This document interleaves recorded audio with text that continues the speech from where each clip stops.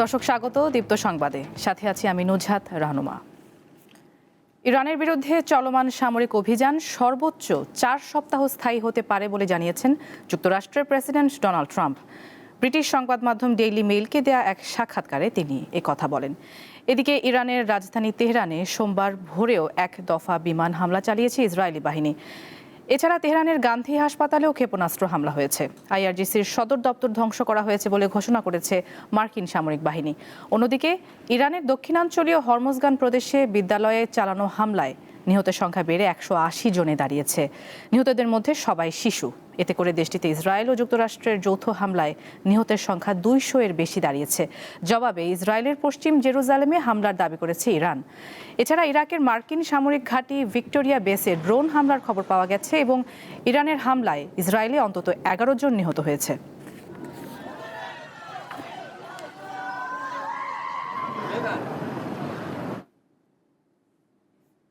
কে হচ্ছেন ইরানের পরবর্তী সর্বোচ্চ নেতা? যুদ্ধের মধ্যেও চলছে এই আলোচনা। এর মধ্যে আছেন আয়াতুল্লাহ আলী খামেনির দ্বিতীয় ছেলে মুস্তফা খামেনি ও অ্যাসেম্বলি অফ এক্সপার্টসের deputy chairman Ali Reza Arafi. এছাড়া আলোচনায় রয়েছেন কয়েকজন কট্টরপন্থী আলেম।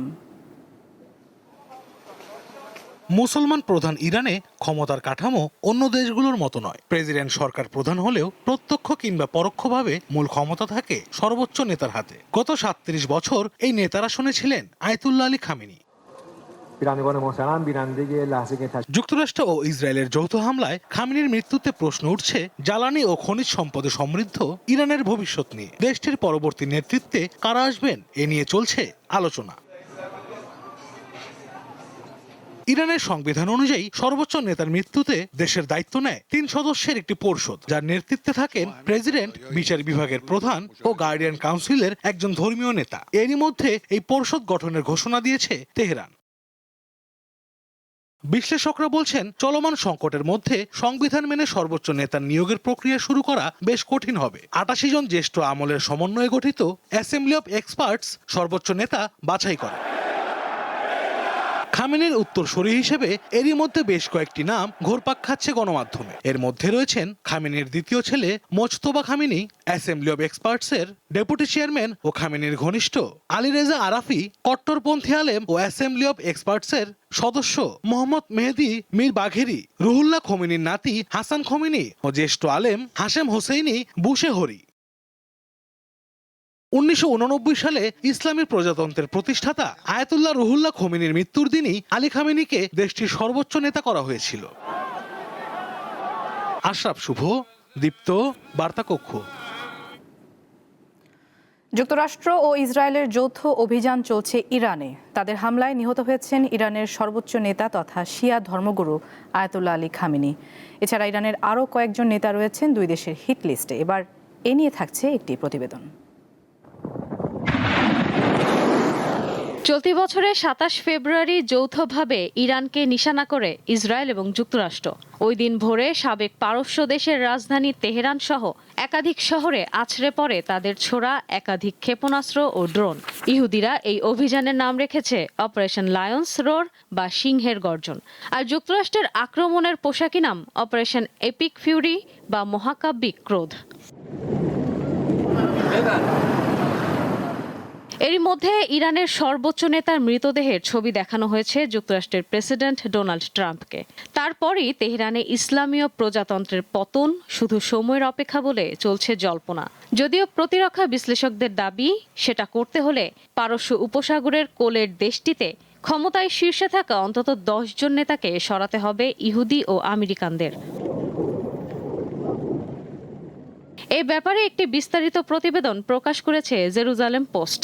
ইহুদি সংবাদ মাধ্যমটির দাবি, ইরানে ক্ষমতার ভরকেন্দ্র যে 10 নেতার মধ্যে ঘুরপাক খাচ্ছে তাদের মধ্যে 5 জনকে হত্যা করা গেছে। বাকিদেরও শেষ করতে মোসাদ যে মরিয়া চেষ্টা চালাচ্ছে তাতে কোনো সন্দেহ নেই। শুধু তাই নয়, ইসরায়েলি গুপ্তচর সংস্থার হিট লিস্টে আছে তেহরানের 1 ডজন সেনা কমান্ডার। বিশেষজ্ঞদের দাবি, ইরানের উপর সম্পূর্ণ নিয়ন্ত্রণ পেতে ইহুদি ও মার্কিন সেনাকে পরবর্তী ধাপে সরাতে হবে মাসুদ পেজেশকিয়ানকে। 27 তারিখের অভিযানে তাকেও পৃথিবী থেকে সরিয়ে দেওয়ার মরিয়া চেষ্টা করেছিল ইসরায়েল এবং যুক্তরাষ্ট্রের যৌথ বাহিনী। আপাতত প্রাণে বেঁচে গেছেন তিনি। দ্বিতীয় শক্তিশালী নেতা হলেন মোহাম্মদ বাঘের কালিবাফ। ইরানি পার্লামেন্ট মজলিসের অধ্যক্ষ বা স্পিকার পদে রয়েছেন তিনি। পাশাপাশি যুদ্ধকালীন পরিস্থিতিতে শিয়া ফৌজের কমান্ডারদের ডেপুটি হিসেবে কাজ করার অভিজ্ঞতা রয়েছে তার।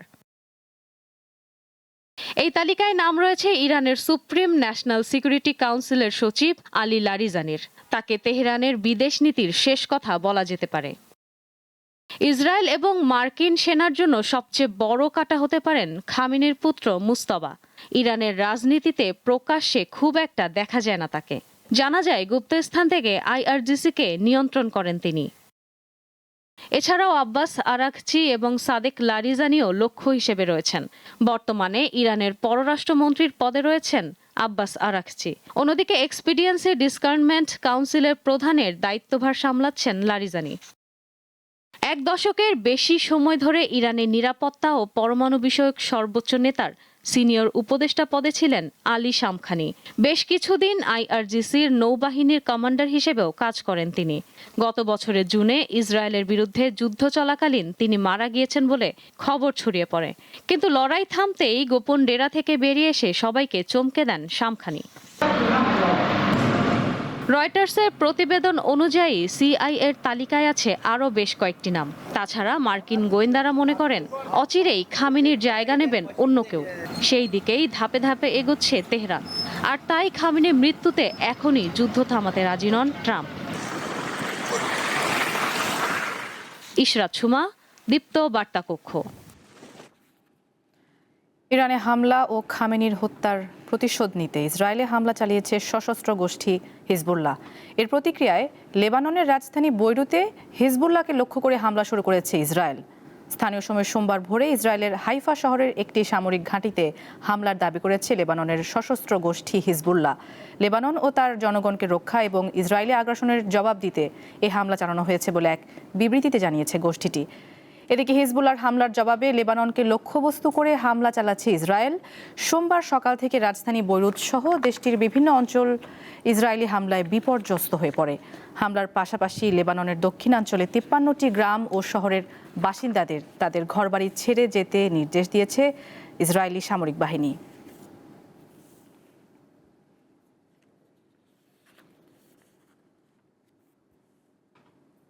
যুক্তরাষ্ট্র ও ইসরায়েলের যৌথ হামলার পর হরমুজ প্রণালী দিয়ে জাহাজ চলাচল কার্যত বন্ধ রয়েছে। গুরুত্বপূর্ণ এই জলপথ বন্ধের পদক্ষেপ বৈশ্বিক তেলের দামের উপর মারাত্মক প্রভাব ফেলতে পারে বলে ধারণা করছেন বিশ্লেষকরা। সবচেয়ে বেশি ক্ষতির সম্মুখীন হবে আরব ও এশীয় দেশগুলো। শনিবার যুক্তরাষ্ট্র ও ইসরায়েলের যৌথ হামলা এবং সর্বোচ্চ নেতা আয়াতুল্লাহ আলী খামেনির হত্যার জবাবে তেল পরিবহনের অন্যতম গুরুত্বপূর্ণ সামুদ্রিক পথ হরমুজ প্রণালী বন্ধ করে দিয়েছে ইরান। হরমুজ প্রণালী পারস্য উপসাগরে যাওয়ার একমাত্র পথ। এর এক পাশে ইরান, অন্য পাশে ওমান ও সংযুক্ত আরব আমিরাত। সরু সামুদ্রিক এই পথটি ওমান উপসাগর এবং আরব সাগরকে যুক্ত করেছে। উপসাগরীয় অঞ্চলের উৎপাদনকারীদের জন্য তেল রপ্তানির পথ হল হরমুজ প্রণালী। এ পথ দিয়েই বিশ্বের বিভিন্ন জায়গায় তেল পাঠায় সৌদি আরব, ইরান, ইরাক, সংযুক্ত আরব আমিরাত। প্রতিদিন প্রায় 2 কোটি ব্যারেল তেল এই প্রণালী দিয়ে যায়। এছাড়া বিপুল পরিমাণ তরলীকৃত প্রাকৃতিক গ্যাস পরিবহন হয় এই প্রণালী দিয়ে। এটি বন্ধের পর বৈশ্বিক তেলের দামের ওপর মারাত্মক প্রভাব পড়বে বলছেন বিশ্লেষকেরা। রোববার সকালে অপরিশোধিত তেলের দাম ছিল ব্যারেল প্রতি প্রায় $73। বিশেষজ্ঞদের শঙ্কা, হরমুজ প্রণালী অবরোধের কারণে তেলের দাম ব্যারেল প্রতি $100 ছাড়াতে পারে। এতে এশিয়া, ইউরোপ ও যুক্তরাষ্ট্রে জ্বালানি সংক্রান্ত শিল্প ও পরিবহন খাতে বড় ধরনের প্রভাব পড়বে। বিশ্লেষক সংস্থা ভোরটেক্সার গবেষণায় দেখা গেছে এই প্রণালী ব্যবহার করে যে দেশগুলো অপরিশোধিত তেল আমদানি করে তাদের মধ্যে শীর্ষস্থানীয় হলো চীন, ভারত, জাপান এবং দক্ষিণ কোরিয়া। এই পরিস্থিতিতে হরমুজ প্রণালী বন্ধ হলে আরব ও এশীয় দেশগুলো যুক্তরাষ্ট্র বা ইউরোপীয় শক্তির চেয়ে বেশি পরিমাণে ক্ষতির মুখে পড়বে। এদিকে হরমুজ প্রণালীতে পালাউয়ের পতাকাবাহী স্কাইলাইট নামের একটি তেলবাহী ট্যাঙ্কারে হামলার ঘটনা ঘটেছে। এতে 4 জন আহত হয়েছে বলে জানিয়েছে ওমানের সমুদ্র বিষয়ক নিরাপত্তা কেন্দ্র। এছাড়া হরমুজ প্রণালীর উভয় পাশে আটকা পড়েছে বহু জাহাজ। ইশরাত সুমা, দীপ্ত বার্তা কক্ষ। ইরানের ওপর চালানো যুক্তরাষ্ট্র ও ইসরায়েলের আগ্রাসনের পরপরই মধ্যপ্রাচ্যে বিরাজ করছে অস্থির পরিস্থিতি। এমন অবস্থায় মধ্যপ্রাচ্যের দেশগুলো তাদের আকাশ সীমানা বন্ধ করে দিয়েছে। এর সরাসরি প্রভাব পড়েছে ঢাকার হজরত শাহজালাল আন্তর্জাতিক বিমানবন্দরে। এখন পর্যন্ত 74টি ফ্লাইট বাতিল করা হয়েছে বলে জানিয়েছে বিমানবন্দর কর্তৃপক্ষ। এর ফলে ভোগান্তিতে পড়েছেন বহু মানুষ। ফ্লাইট নিয়ে সঠিক তথ্য পাচ্ছেন না অনেকে, রয়েছে এমন অভিযোগও। জানা যায়, শাহজালাল বিমানবন্দরে 28 ফেব্রুয়ারি থেকে 2 মার্চ পর্যন্ত 3 দিনে মোট 74টি ফ্লাইট বাতিল করেছে বিভিন্ন এয়ারলাইন্স। এর মধ্যে গত 28 ফেব্রুয়ারি 23টি ফ্লাইট বাতিল হয়। এগুলোর মধ্যে রয়েছে এমিরেটসের একটি, গালফ এয়ারের একটি, ফ্লাই দুবাইয়ের একটি, এয়ার আরাবিয়ার 3টি, ইউএস বাংলা এয়ারলাইন্সের 6টি এবং বিমান বাংলাদেশ এয়ারলাইন্সের 11টি।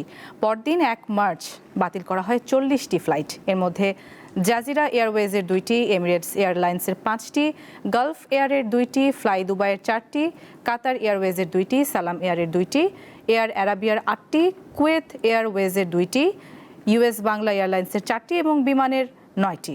সোমবার 11টি ফ্লাইট বাতিল করার আগাম ঘোষণা দেওয়া হয়েছে। তার মধ্যে রয়েছে কাতার এয়ারওয়েজের 4টি, এমিরেটস এয়ারলাইন্সের 5টি এবং গালফ এয়ারের 2টি ফ্লাইট।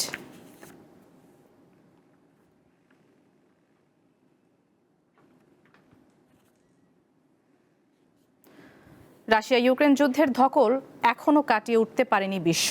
তার মধ্যেই শুরু হয়েছে ইরান, ইসরায়েল ও যুক্তরাষ্ট্রের লড়াই। এই যুদ্ধ দীর্ঘস্থায়ী হলে দেশের সামষ্টিক অর্থনৈতিক স্থিতিশীলতার উপরও প্রভাব পড়তে পারে। আর তাই চ্যালেঞ্জ মোকাবিলার জন্য নতুন সরকারকে এখন থেকেই পদক্ষেপ নেওয়ার আহ্বান বিশেষজ্ঞদের। করোনা মহামারী ও রাশিয়া ইউক্রেন যুদ্ধের কারণে ইতিমধ্যেই অর্থনৈতিক সংকটের মধ্যে দিয়ে যাচ্ছে বাংলাদেশ।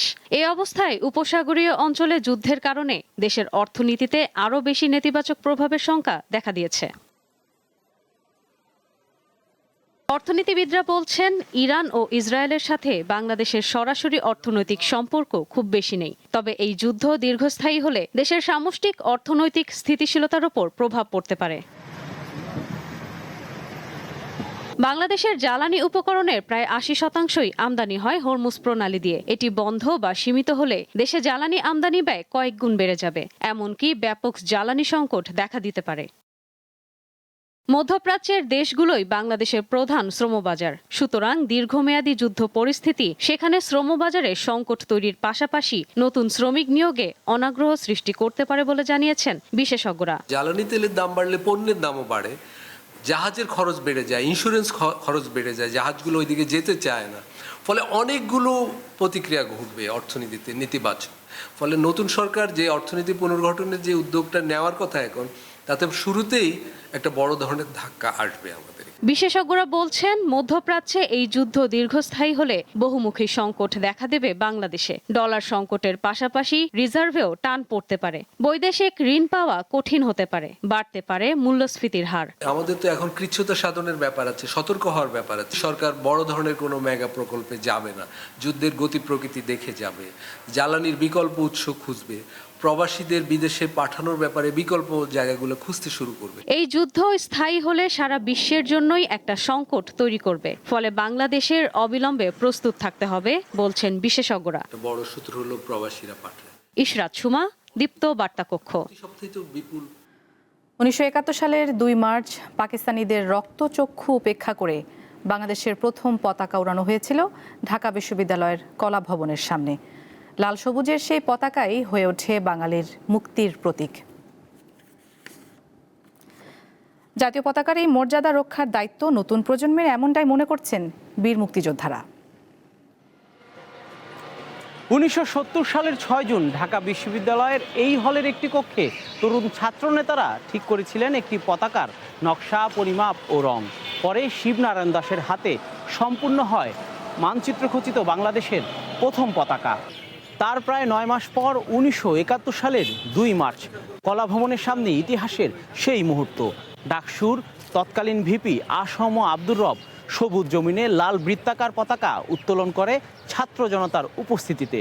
সেই উত্তোলনই হয়ে ওঠে স্বাধীন বাংলাদেশের সার্বভৌমত্বের ঘোষণার দৃশ্যমান প্রতীক। স্বাধীনতার পর মানচিত্র বাদ দিয়ে বর্তমান রূপ পায় বাংলাদেশের জাতীয় পতাকা, কিন্তু এর জন্মলগ্নের ইতিহাস জড়িয়ে আছে ছাত্র আন্দোলন, গণ অভ্যুত্থান আর ৭১-এর মুক্তির সংগ্রামের সঙ্গে। এই প্রজন্মের কাছে তাই জাতীয় পতাকা গর্বের ও সম্মানের। পতাকা হচ্ছে যে একটা ন্যাশনাল প্রাইড, খুব সুন্দর একটা অনুভূতি, এটা দেখতেও ভালো লাগে, প্লাস আমাদের মনে অবশ্যই একটা বড় ইম্প্যাক্ট ফেলে। আমার কাছে পতাকা আমার অস্তিত্বের প্রতীক, আমার জীবন ইতিহাসের গাথা, আমার জাতিসত্তার সর্বোচ্চ এবং পরম পবিত্র জিনিস। যাদের ত্যাগের বিনিময়ে বাংলাদেশ পেল স্বাধীন পতাকা, তাদের কাছে লাল সবুজের এই প্রতীক যেন নিজেদেরই প্রতিচ্ছবি। আমার পতাকাটা কিন্তু আমার সম্মান, আমার পতাকাটা আমার ঠিকানা, আমার পতাকাটা আমার আত্মমর্যাদা। এই পতাকাটা আনতে গিয়ে তো হাজার হাজার মানুষ জীবন দিল, হাজার হাজার মানুষ, হাজার হাজার মা বোনের ইজ্জত সম্ভ্রম নষ্ট হইল। এই ৭১ সালে এই পতাকাটা আমরা যখন উড়ে ধরছি, তখন আমাদের শরীরকেই যেন বাংলাদেশের মাঝে আমরা দেখাইছি যে এটাই আমি। পতাকার মর্যাদা রক্ষায় নতুন প্রজন্মকে দায়িত্বশীল হওয়ার আহ্বান বীর মুক্তিযোদ্ধাদের।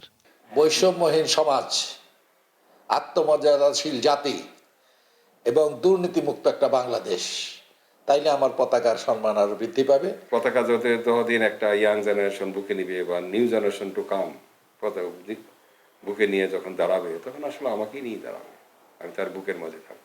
লাল সবুজের পতাকা শেখায় মাথা উঁচু করে দাঁড়াতে, যোগায় অন্যায়ের বিরুদ্ধে রুখে দাঁড়ানোর শক্তি।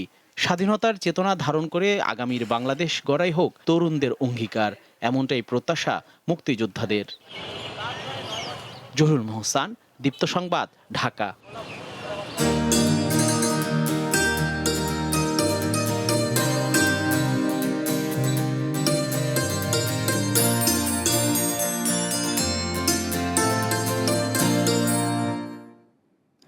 এবারে অমর একুশে বইমেলা প্রসঙ্গ।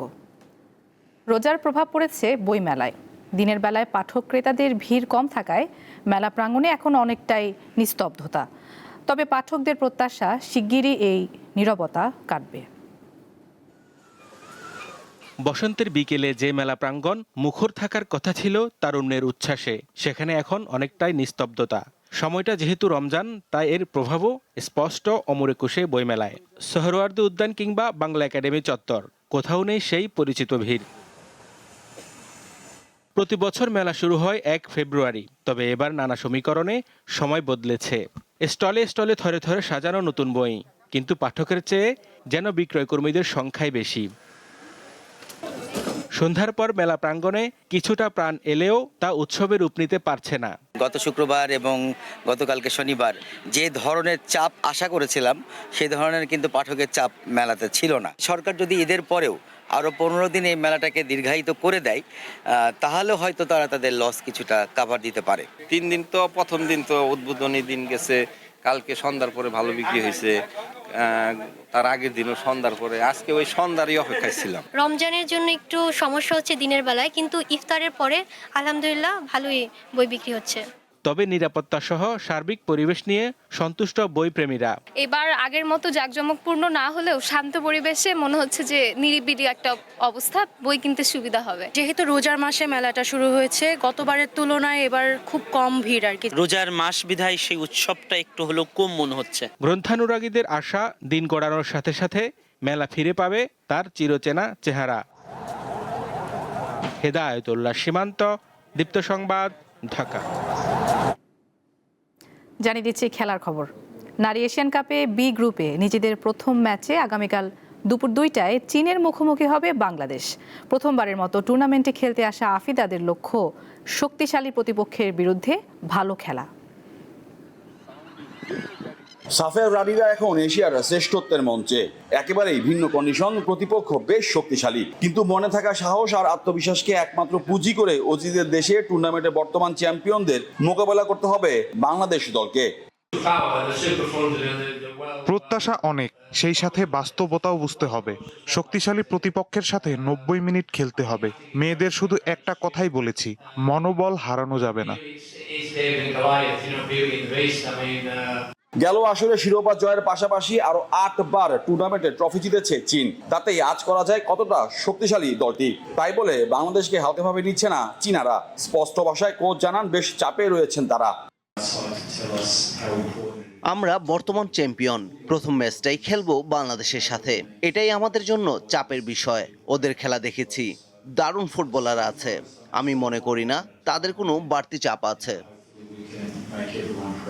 ফিফা র্যাঙ্কিং এ চীনের অবস্থান 17 আর বাংলাদেশ আছে 112 নম্বরে। মাঠের ফলাফলও পার্থক্যটা যে চোখে পড়বে তা সবারই জানা। প্রতিপক্ষ বিবেচনায় এশিয়ান কাপের প্রতিটি ম্যাচই বাংলাদেশের জন্য অগ্নি পরীক্ষা, তা বেশ ভালো করে জানা আফ্রিদাদের। হাল ছাড়তে রাজি নয় তারা খুব ভালো করে জানেন তাদের নিয়ে কোটি বাঙালি রয়েছে আকাশচুম্বী প্রত্যাশা। Mohammad Hasib, Deepto sports, CommBank stadium, Sydney, Australia. Asian কাপে বাংলাদেশ নারী দলের জন্য শুভকামনা জানিয়েছেন বাফুফের সভাপতি তাবিথ আওয়াল। শক্তিশালী প্রতিপক্ষের বিরুদ্ধে বাংলাদেশ ভালো খেলবে বলে প্রত্যাশা ব্যক্ত করেন তিনি। এই পর্যায়ে আমাদের নারী দল বা পুরুষ দল কেউই এই পর্যায়ে এত টপ লেভেলে খেলতে পারেনি। আর বিশেষ করে আমাদের নারী দলের জন্য অফকোর্স আমাদের সবার অভিনন্দন আছেন যে তারা র্যাঙ্কিংয়ে অনেক গতিতে এগিয়ে গিয়েছিল। এখন এশিয়ার টপ টিমের সাথে তারা খেলছে, বাট এশিয়ার টপ টিমও কিন্তু ওয়ার্ল্ডেরও একটা টপ টিম। চায়না কিন্তু কোনো বিশ্ব ওয়ার্ল্ড কাপে তারা খেলে। বাট আমরা কনফিডেন্ট যে আগামীকাল চায়নার সাথে আমরা ভালো খেলা উপহার দিব। তারা যতটুকু দিতে পারে দেশের জন্য, নিজের জন্য, তারা অবশ্যই খেলে। আর খেলার থেকে হার জিত তো থাকবে, কিন্তু হৃদয় জিতা আর কোনো ব্যক্তিগত প্লেয়ার যদি ক্লাবের কোনো কন্ট্রাক্ট পেতে পারে সেগুলোর জন্য আমরা লক্ষ্য রাখতে পারি সামনে। এই ছিল এখনকার মতো। পরবর্তী সংবাদ দুপুর 2টায় দেখার আমন্ত্রণ। এছাড়া আরও তথ্যের জন্য চোখ রাখুন দীপ্ত ডিজিটাল প্ল্যাটফর্মগুলোতে। ধন্যবাদ।